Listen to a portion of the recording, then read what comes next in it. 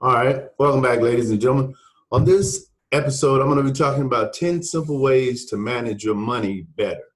Now, um, one of the things that you have to do when you're going through this process, you have to do research. And as you're doing research, what you'll be doing is you'll be sharing some of that research that you've learned with an audience that you'll be creating.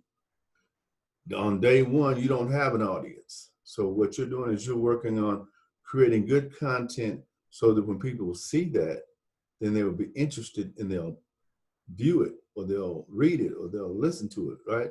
Depending on which platform you're setting it up on. And by doing that, you're gaining that experience of being able to become repetitive with that same process because that's the business that you're going to be in. You're going to research, you're going to share information, you're going to make offers such as products and services that you have to offer or other people have to offer through affiliate marketing and the like. That's how you'll be growing your business part of it. Now, the financial literacy part of it is to help you once you get your money started, because a lot of people just get money, but since they don't really know money, it'll go right through their hands because you have to be kind of smart with money. You can't just, money is a seed and it's designed to be planted, to grow, to invest, not just to spend. Don't just be a consumer. When you're just a consumer, then you stay broke because you buy on impulse. And whenever you get money because you want something or you've always wanted something but didn't have the money, you go buy it. That's not always the best way when you're talking about longevity, right? When you talk about, how money really works and all that good stuff. But today I'm going to be talking from a lady by the name of Latoya Irby. Now, she wrote this blog. I'm just sharing bits and pieces of it with you guys, which is exactly the same concept you're going to be doing as you're creating your format. So I'm going to go through it really quickly, and I'm just going to give you a brief bio and then the actual topics. She says, being good with money is about more than just making ends meet. Don't worry that you're not a math whiz. Great math skills aren't really necessary. You just need to know basic addition and subtraction. Life is much easier when you have good financial skills. How you spend your money impacts your credit score and the amount of debt you end up carrying.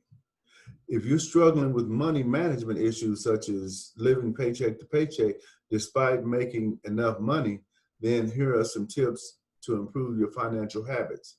And she's got, again, 10 tips. The first one is have a budget. Many people don't budget because they don't want to go through the process of setting up and listing out expenses and adding up numbers and making sure everything lines up. If you're bad with money, you don't have room for excuses with budgeting. If all it takes is for you to get spending on track is a few hours working a budget each month, then why wouldn't you do it? And I agree. Number two, using the budget. Your budget is useless if you make it and then it collects dust in a folder tucked away in your bookshelf or file cabinet. You should refer to it often throughout the month and help guide your spending decisions. Number three, give yourself a limit for unbudgeted spending. A critical part of your budget is the net income or the amount of money left after you subtract your expenses from your income. If you have any money left over, you can use it for fun and entertainment, but only up to a certain amount. You can't go crazy with this money, especially if it's not a lot and it has to last to the end of the month. Number four, track your spending. Small purchases here and there add up quickly, and before you know it, you overspent your budget. Start tracking your spending to discover places where you may be unknowingly overspending. Makes sense, right? Number five, don't commit to any new recurring monthly bills. Just because your income and credit qualify you for a certain loan doesn't mean you should take it. Many people naively think the bank wouldn't approve them for a credit card or a loan they can't qualify or they can't afford. The bank only knows your income as you've reported and the debt obligations included on your credit report, not any other obligations that could prevent you from making your payments on time. Number 6, make sure you're paying the best prices. You can make the most of your money comparison shopping, ensuring that you're paying the lowest prices for products and services. Look for discounts, coupons, and cheaper alternatives whenever you can. Number 7, save up for big purchase items. The ability to delay gratification will go a long way in helping you better with money. When you put off large purchases rather than sacrificing more important essentials or putting the purchase on a credit card, you give yourself time to evaluate whether the purchase is necessary and even more time to compare prices.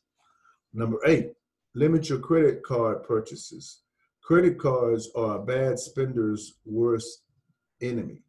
When you run out of cash, you simply turn to your credit cards without considering whether you can afford to pay the balance. Number 9, contribute to savings, regularly. Depositing money into a savings account each month can help you build healthy financial habits. And that's what you want to focus on, are the habits. Because as you're creating habits, we have habits from the time we get out of bed in the morning to the time we go to bed at night. You do the same thing on a regular basis, pretty much, right? So you're going to be creating habits here. And number 10, being good with money takes practice. In the beginning, you may not be used to planning ahead and putting off purchases until you can afford them. The more you make these habits part of your daily life, the easier it is to manage your money and the better off your finances will be. Got it? Makes sense, right? See, this is exactly the process that I wanted you to be able to do. And then once you get this in the can, so to speak, what you'll do is you'll upload it to YouTube. Once you upload it to YouTube, then you distribute it out to your new audience that you're creating. How cool is that, right?